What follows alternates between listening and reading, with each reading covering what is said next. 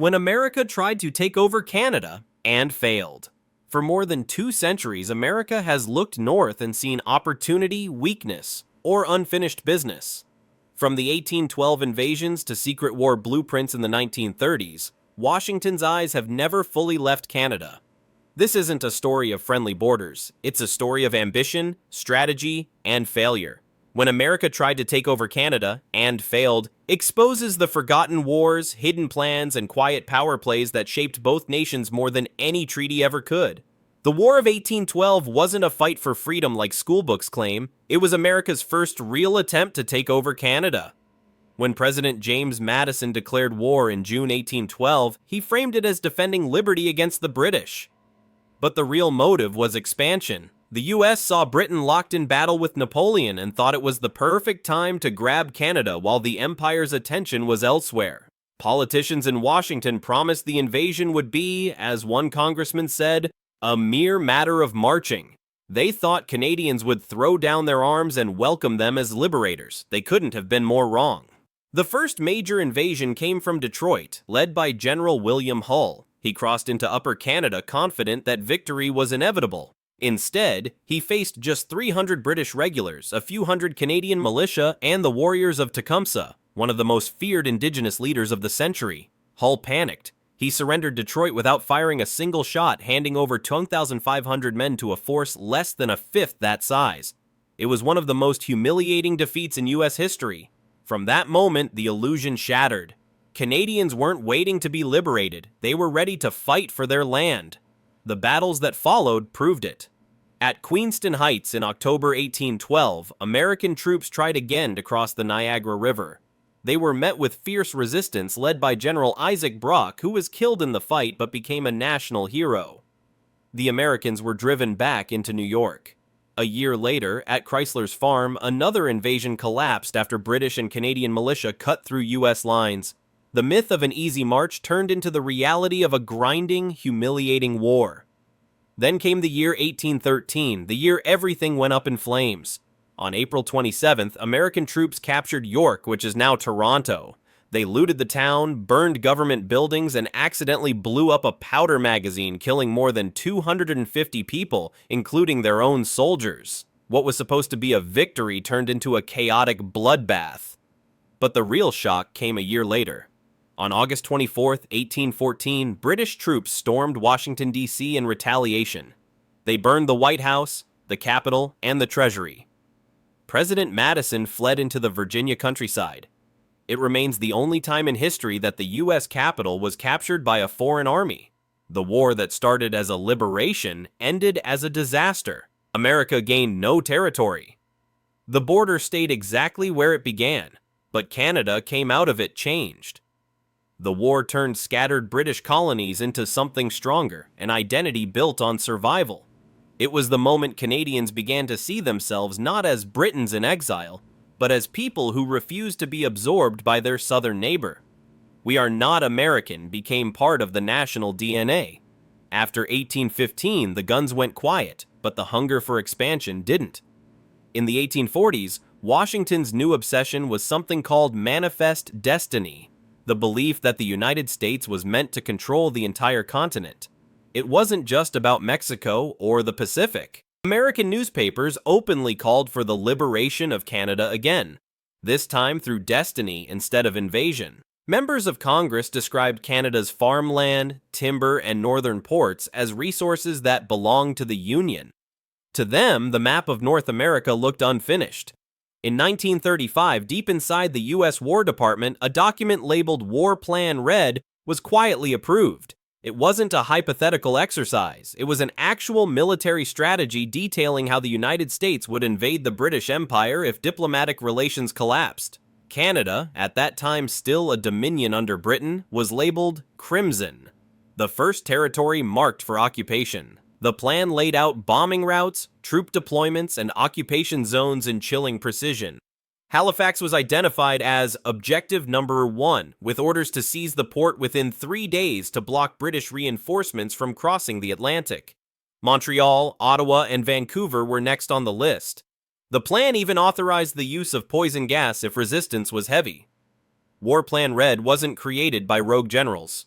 It was formally approved by the U.S. Army and Navy Joint Board and remained active until 1939.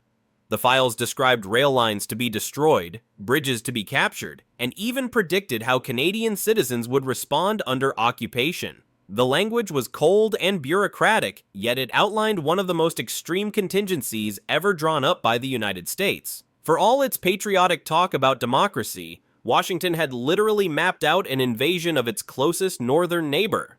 Canada had no idea. The plan stayed classified for decades, locked away in the U.S. National Archives. When historians uncovered it in the 1970s, Canadian officials were stunned. Newspapers in Ottawa ran front-page stories under headlines like "Invasion Plan Targeted Halifax." Maps showed arrows pointing into Canadian territory from Maine, New York, and North Dakota. It was the kind of revelation that rewrote how Canadians viewed their alliance with Washington. The irony was brutal. While Canada spent the 1930s worrying about Nazi Germany and Japanese expansion, its supposed ally had drawn up plans to flatten its cities with American bombers. 2 decades later, the hostility shifted from invasion maps to political pressure. Between 1958 and 1963, Prime Minister John Diefenbaker faced an impossible choice during the Cold War. The U.S. wanted Canada to host nuclear warheads as part of the NORAD defense network. Diefenbaker refused. He argued that placing nuclear weapons on Canadian soil would make Canada a primary target in a Soviet strike.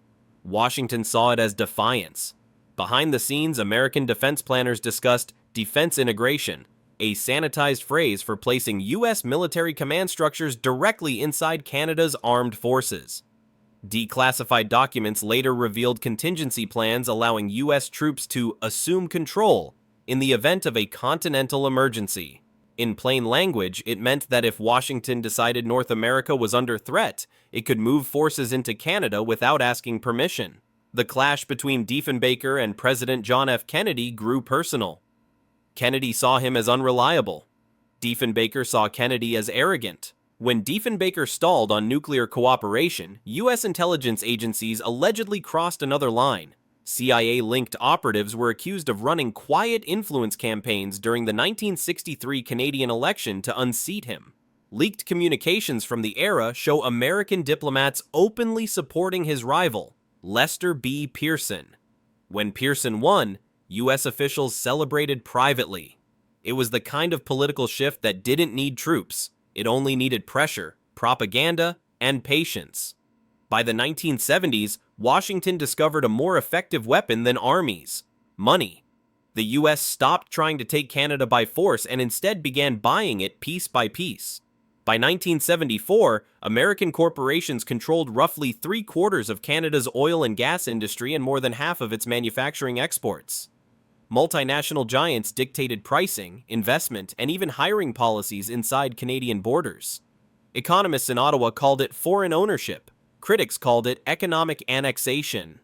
Then came the trade deals that locked it in. The 1988 Canada-US Free Trade Agreement was sold as a partnership of equals, but it tilted heavily toward Washington.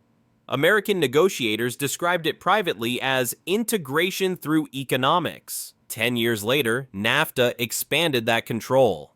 U.S. trade representatives bragged that the deal gave Washington leverage to shape Canada's internal policy. Tariffs became political tools used to force compliance over energy exports and environmental rules. Lumber disputes, dairy quotas, and pipeline decisions all became pressure points in a quiet economic war. Canada's sovereignty wasn't challenged with soldiers anymore, it was negotiated away with spreadsheets. By the 1990s, cultural control followed. American media flooded north of the border, dissolving whatever sense of separation still existed. By 1990, studies showed that 90% of all TV shows broadcast in Canada came from the United States. Canadian productions were drowned out by American sitcoms, dramas, and news coverage. Kids in Vancouver were quoting The Simpsons more than Canadian shows because there were none left in prime time. During the Cold War, even government-sponsored Canadian identity programs weren't as independent as they appeared. Newly declassified archives revealed that some of these cultural campaigns were partly funded by U.S. information agencies. The purpose was simple: to keep anti-American sentiment low while maintaining public trust in cross-border cooperation. The strategy worked. Most Canadians had no idea they were consuming propaganda designed to make them more comfortable with American dominance. Hollywood finished what Washington started. Film studios discovered that shooting in Canada was cheaper due to tax breaks and weak currency. By the early 2000s, Toronto and Vancouver had become Hollywood North. Entire blocks of Canadian cities were redesigned to look like New York or Chicago. American productions physically reshaped the urban landscape, turning real places into backdrops for someone else's stories. The invasion wasn't military, it was cinematic. Then came the digital frontier. Social media platforms headquartered in California became the new borderless empire. Algorithms built in Silicon Valley decided what content appeared on Canadian screens, what news trends, and which political topics dominate public debate. When Facebook adjusted its algorithm in 2021 to block Canadian news over a licensing dispute, it temporarily erased national media visibility inside its own country. That wasn't a cyber attack, it was economic leverage through code. By the 2020s, Canadian communication regulators admitted that over 80% of all online content consumed in the country came from American-based platforms or media companies. No invasion plan, no army, no ultimatum. Just digital control replacing military conquest. The border existed on maps, but not in minds. And the story of how America tried to take over Canada, first with muskets, then with money, and now with algorithms, wasn't history anymore. It was still unfolding in real time.